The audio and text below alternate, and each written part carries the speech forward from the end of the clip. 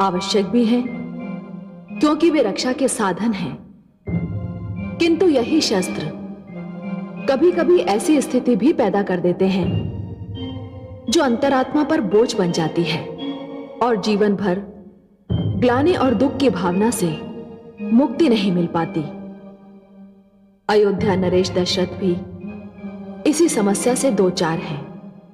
उन्होंने पशु समझकर शब्द भेदी बाण से श्रवण कुमार जैसे पुत्र का वध कर दिया। अनजाने में किया जाने वाला यह वध उनके लिए श्राप का कारण बन गया।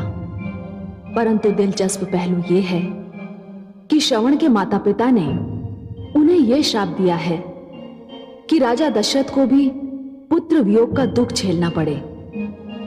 और मैं जानती हूं कि राजा दशरथ की दो दो पत्नियां हैं, मगर एक भी संतान नहीं है। देखें, श्रवण के माता पिता का यह श्राप दशरथ के जीवन में क्या गुल खिलाता है।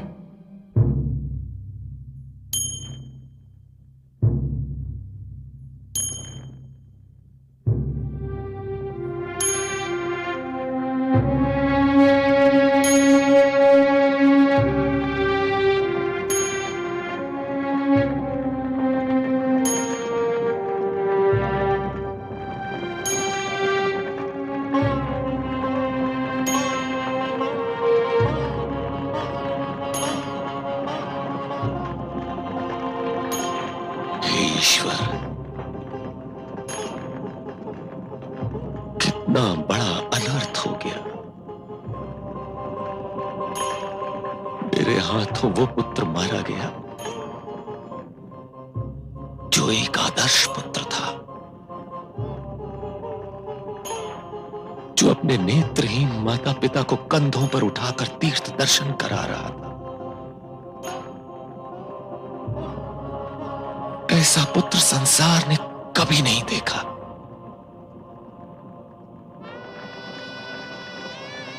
धिक्कार है मुझे, धिक्कार है। मेरे लिए कड़े से कड़ा दंड भी साधारण है।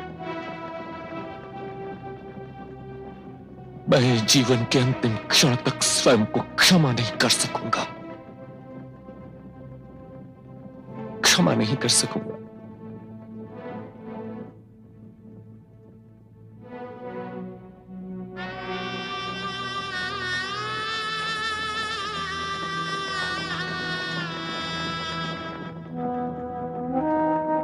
मैं इस योग्य तो नहीं, परंतु हो सके तो मुझे क्षमा कर दीजिए।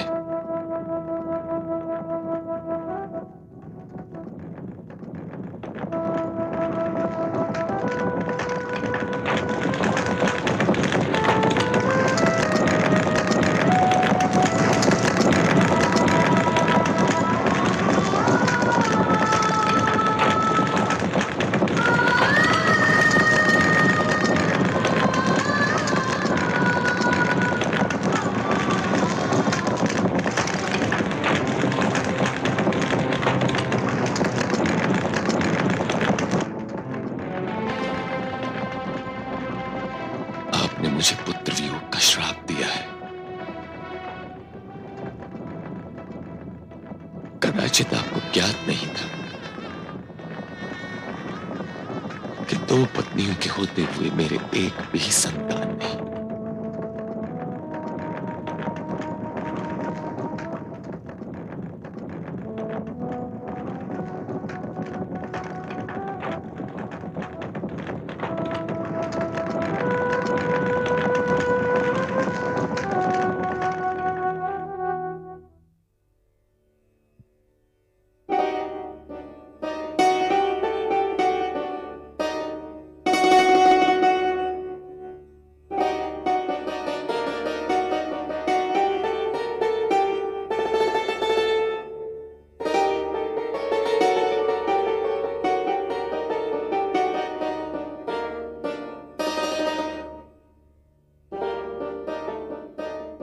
ऋषि वशिष्ठ, महाराज दशरथ की ओर से अचानक धर्म संसद बुलाने का कारण समझ में नहीं आता।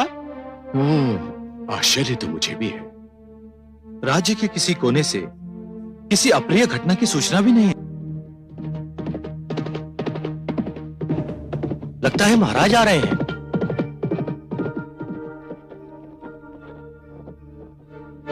आश्चर्य है, रथ के स्थान पर अश्वपल क्यों आए हैं?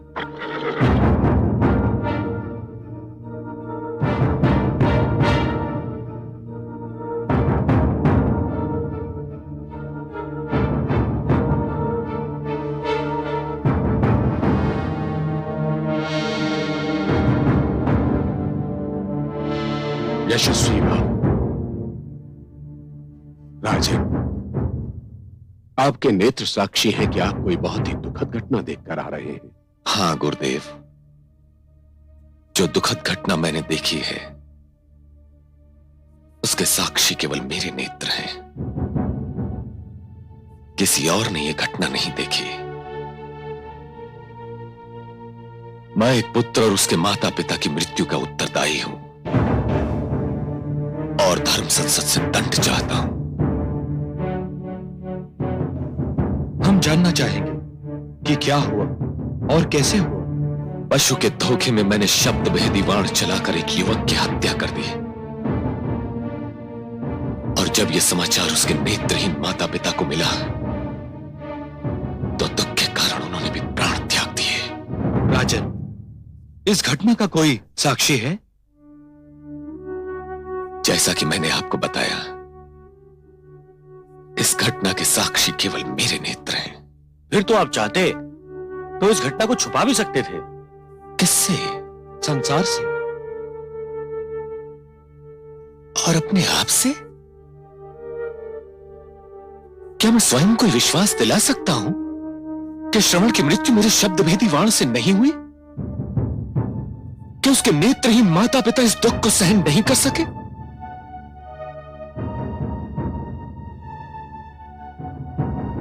हे पंच परमेश्वर, मैं अपना अपराध स्वीकार करता हूं। मैं अपने आप को इस अनर्थ का उत्तरदायी समझता हूं और आपसे दंड चाहता हूं। हमें प्रसन्नता हुई राजन कि आपने धर्म संसद से कुछ भी नहीं छिपाया, परंतु वास्तव में आपने अपराध किया है अथवा नहीं, इसका निर्णय तो धर्म संसद ही करेगी। हे ऋषि वशिष्ठ, आप धर्माधिकारी हैं। हम सबको आप पर पूर्णतया विश्वास है। आप ही सर्वश्रेष्ठ निर्णय ले सकते हैं। नहीं ऋषि बोला, मैं महाराज दशरथ का कुलगुरु भी हूं। मेरे निर्णय पर शिष्य के पक्षपात का आरोप भी लग सकता है। आप जैसे महान ऋषि पर कौन पक्षपात का आरोप लगा सकता है ऋषि वशिष्ठ? समस्त संसार आपकी महानता से परिचित है। ऋषि भारद्वाज, हो सकता है आज ये आरोप मुझ पर न लगे, परंतु मैं भविष्य में भी किसी को आरोप लगाने का अवसर नहीं देना चाहता। इसलिए मैं महाराज से आग्रह करूंगा कि वे ऋषि पुलह, अत्रि, अंगिरा अथवा ऋषि भारद्वाज में से किसी को चुन लें और उन्हीं का निर्णय मान्य होगा। हे पंच परमेश्वर, ऋषि वशिष्ठ के अतिरिक्त आयु और तपोबल में ऋषि भारद्वाज को ही श्रेष्ठतम माना जाता है। इसलिए मैं ऋषि भारद्वाज को धर्माधिकारी नियुक्त करता हूं।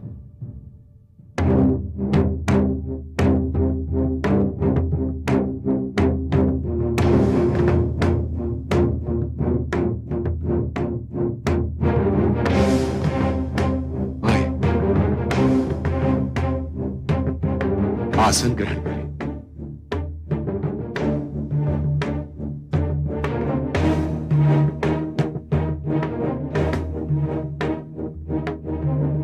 हे राजन, समस्त वृत्तांत जानकर हम इस निष्कर्ष पर पहुंचे हैं कि आपने उन तीनों की हत्या का कोई निश्चय नहीं किया था।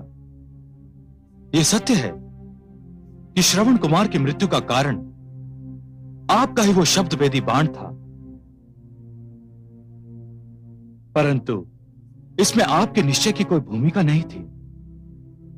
यह एक चूक थी जो किसी से भी हो सकती है। और रहा श्रवण कुमार के माता पिता की मृत्यु का प्रश्न, तो यह सर्वथा स्पष्ट है कि वे दोनों अपने पुत्र की मृत्यु का दुख सहन नहीं कर पाए। उनकी मृत्यु का कारण वो आघात था जो उन दोनों को उनके पुत्र की मृत्यु का समाचार सुनकर लगा था।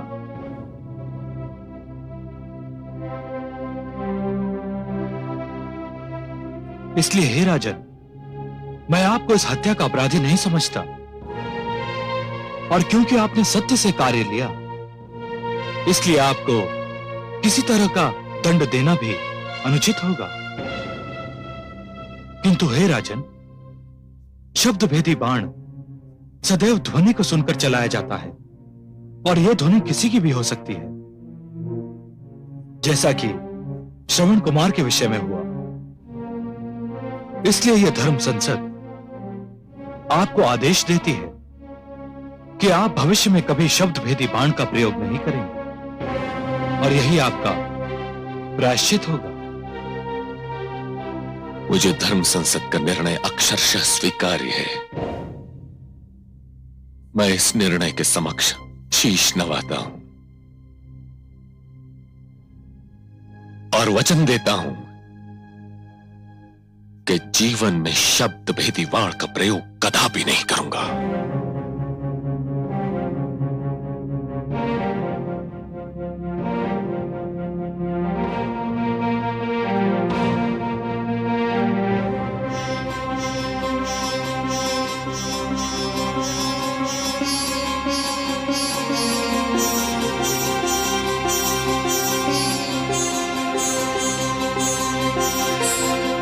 स्वस्ति।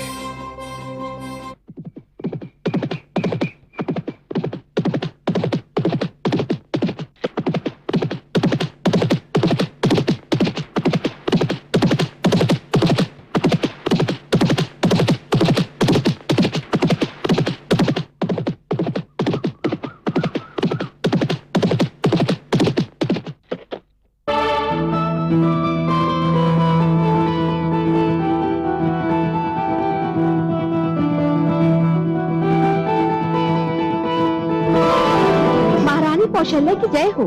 महाराज आखिर से लौट आए हैं और किसी भी क्षण राजभवन में प्रवेश कर सकते हैं। महारानी सुमित्रा को सूचना दो और उनसे कहो कि मैं महाराज के स्वागत के लिए राजभवन के द्वार पर जा रही हूँ। वे भी वहीं आ जाएं। जो आज्ञा। और हाँ, महाराज के स्वागत के लिए 2 दीप थालों की व्यवस्था की जाए, एक मेरे लिए और एक महारानी सुमित्रा के लिए।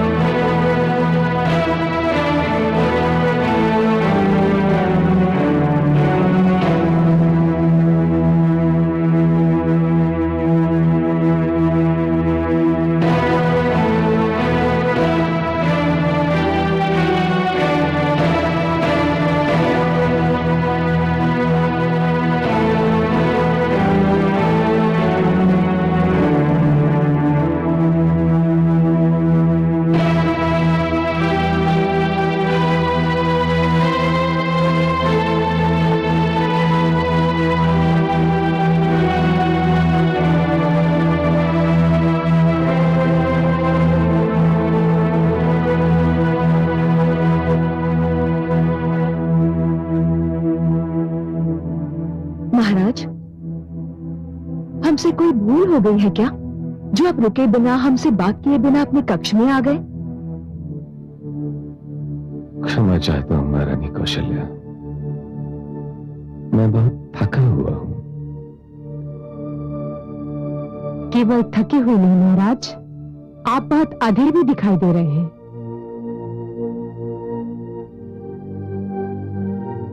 अधीर अवश्य था महारानी सुमित्रा, किंतु केवल थकान शेष रह गई है। मैं आप दोनों से क्षमा याचना करता हूं। इस थकान के कारण मुझे राजकीय शिष्टाचार का भी ध्यान नहीं रहा। महाराज, हमें तो केवल ये चिंता थी कि आप कहीं हमसे रुष्ट तो नहीं है। नहीं महारानी, ऐसी कोई बात नहीं है। चलो अच्छा हुआ, ये चिंता दूर हुई। महाराज, अब आप विश्राम कीजिए। हम आपको अधिक देर तक जगाए नहीं रखना चाहते। सेवक,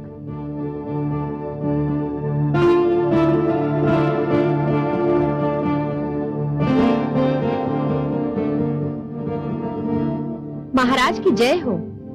क्या है? महाराज को विश्राम करने दिया जाए। जो आज्ञा, किंतु पड़ोसी राज्य कैकेयी से कोई बहुत ही आवश्यक संदेशा लेकर आया है। कैकेयी दूध के ठहरने का प्रबंध करो और उसे कहो कि महाराज प्रातःकाल से पहले किसी से नहीं मिल सकते। जो आज्ञा महारानी। ठहरो, कैकेयी दूत से कहो कि हम उनसे मिलने आ रहे हैं। जो आज्ञा। किंतु महाराज, आप बहुत थके हुए हैं। उससे कल भी भेंट हो सकती है। नहीं महारानी, कैकेयी नरेश ने इतनी रात्रि को संदेशवाहक भेजा है तो अवश्य ही कोई आपात संदेश होगा। पड़ोसियों की पुकार का अंतिम अक्षर समाप्त होने से पहले यदि उनकी सहायता के लिए न पहुंचा जाए तो स्वयं को सभ्य कहना अनुचित है। मैं जाता हूं।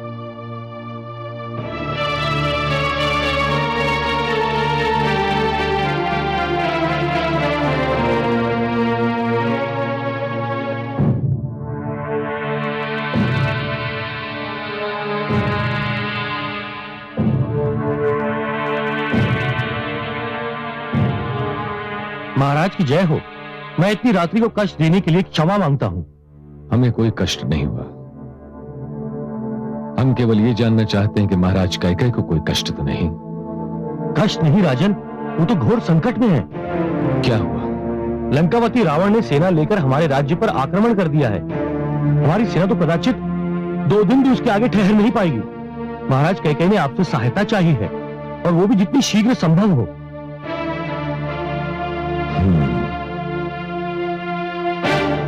पड़ोसियों की सहायता करना हमारा धर्म है।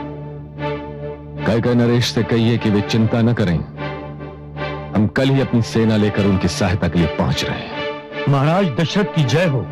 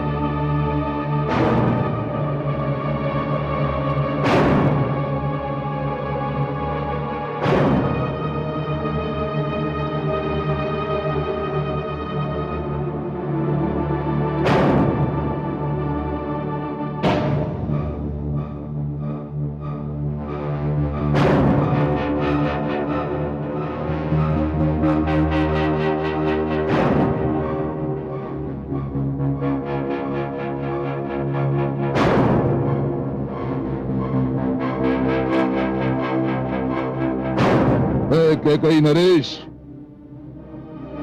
युद्ध टल सकता है, मानव रक्त मिट्टी में मिलने से रोका जा सकता है।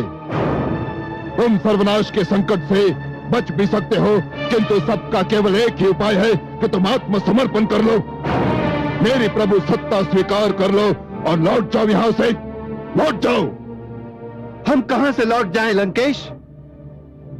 हम तो अपनी सीमा के भीतर हैं। लौटना तो तुमको है जो अपनी सीमा छोड़कर हमारी सीमा में घुस आए हो। हम तो केवल अपनी सीमा की रक्षा कर रहे हैं। रक्षा? तनिक अपनी सेना की ओर देखो कैकई नरेश, और फिर दृष्टि डालो मेरी सेना की ओर।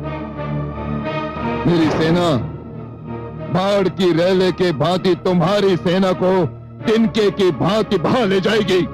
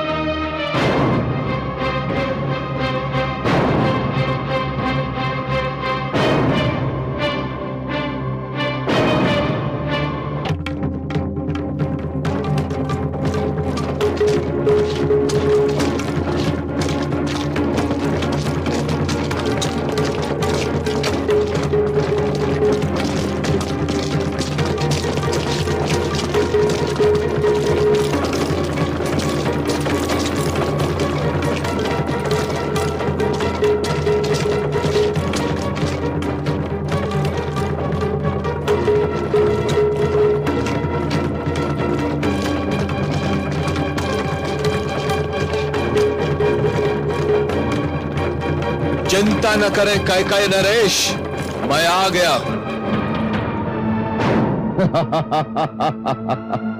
तो कैकई ने अपनी सहायता के लिए पड़ोसियों को भी बुला लिया।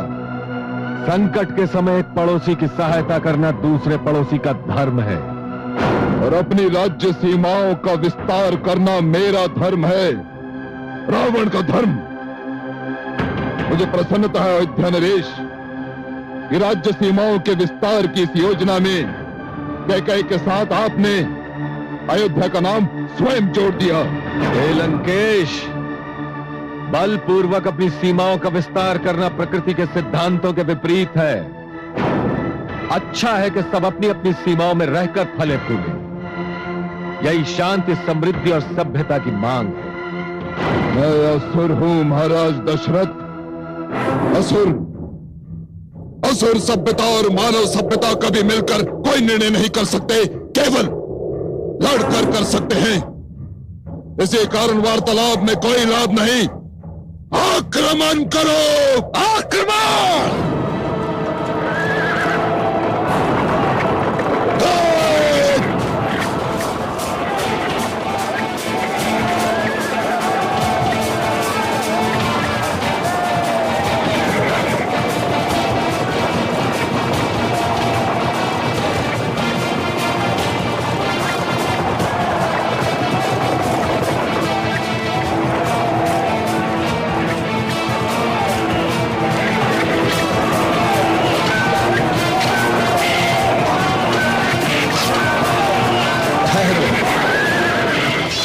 सावधान महाराज दशरथ, सावधान।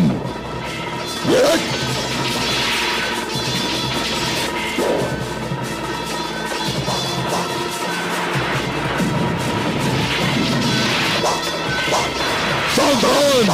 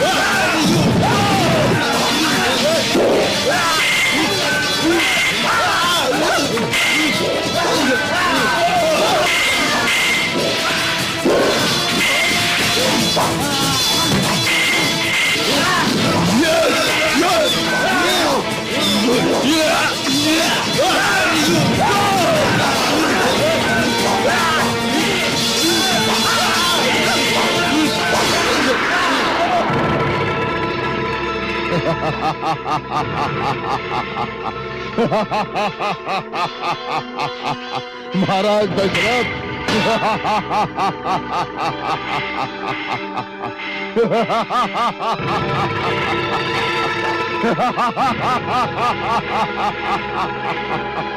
तुम मुझे नहीं मार सकते। मैं रावण हूं, रावण।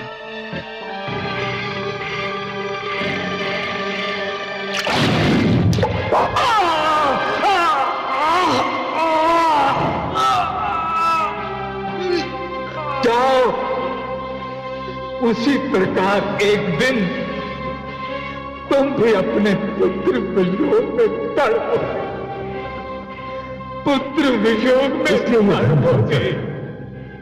आपको आदेश देती हूं कि आप भविष्य में कभी शब्द भेदी बाण का प्रयोग नहीं करेंगे।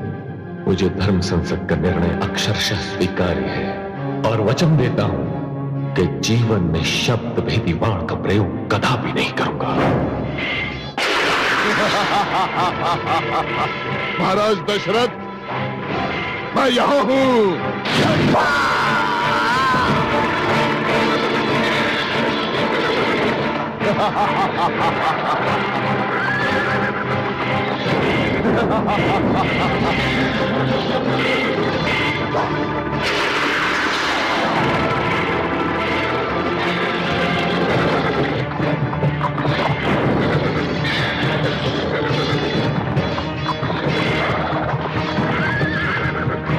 क्षेत्र संभालिए महाराज, मैं रथ संभालता हूँ। धन्यवाद वीर सेन।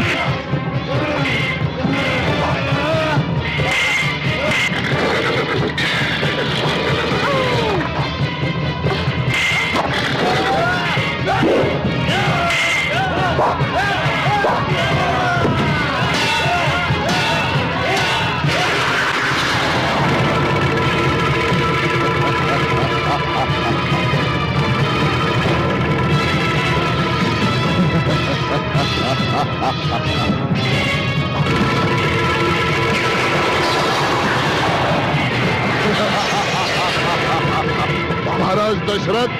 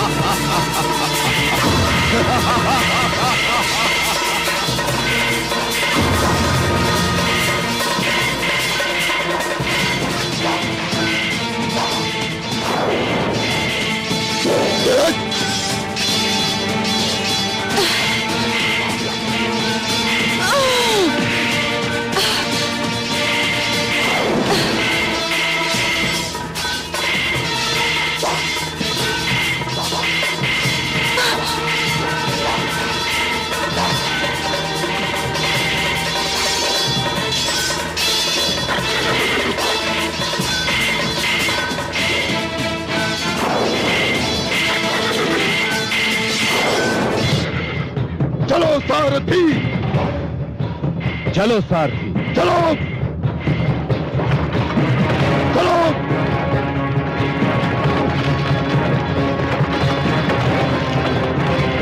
आगे बढ़ो।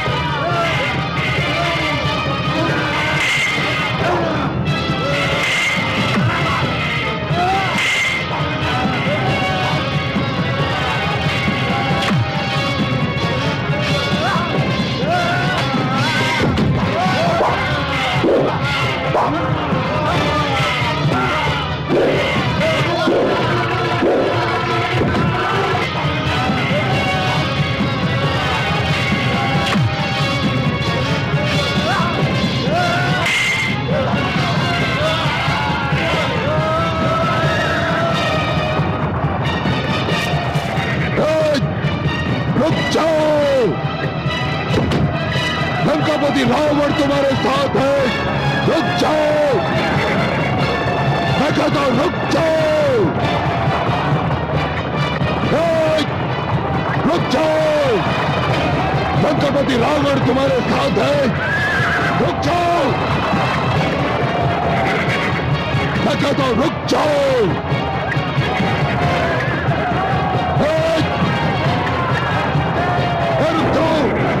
अरे लंकापति रावण तुम्हारे साथ है।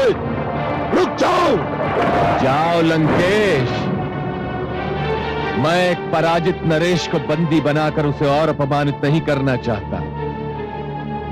बस इतना याद रखना कि जब भी अपनी सीमा पार करने का प्रयास करोगे तो अपमान और पश्चाताप के अतिरिक्त कुछ हाथ नहीं आएगा। जाओ। चलो सारथी। महाराज दशरथ की, महाराज दशरथ की, महाराज दशरथ की, महाराज दशरथ की।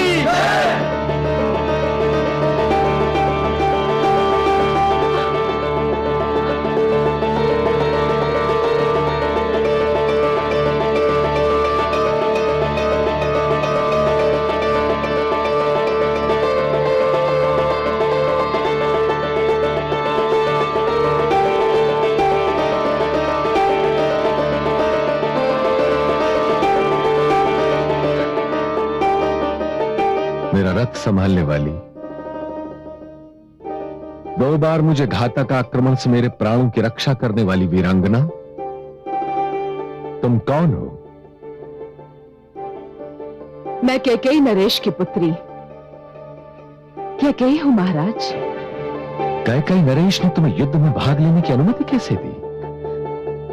मैंने अनुमति मांगी ही नहीं। जब मैंने सुना कि अयोध्या नरेश दशरथ मेरे पिताश्री की सहायता के लिए आ रहे हैं, तो मैंने भी निर्णय कर लिया कि ऐसे पड़ोसी का धर्म निभाने वाले की सेवा मैं अवश्य करूंगी।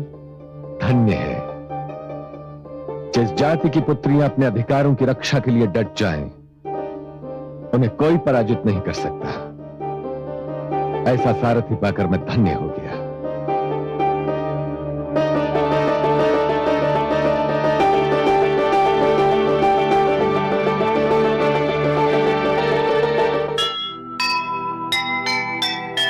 जीत गया मन सारथी, हुआ ये कैसा मेल,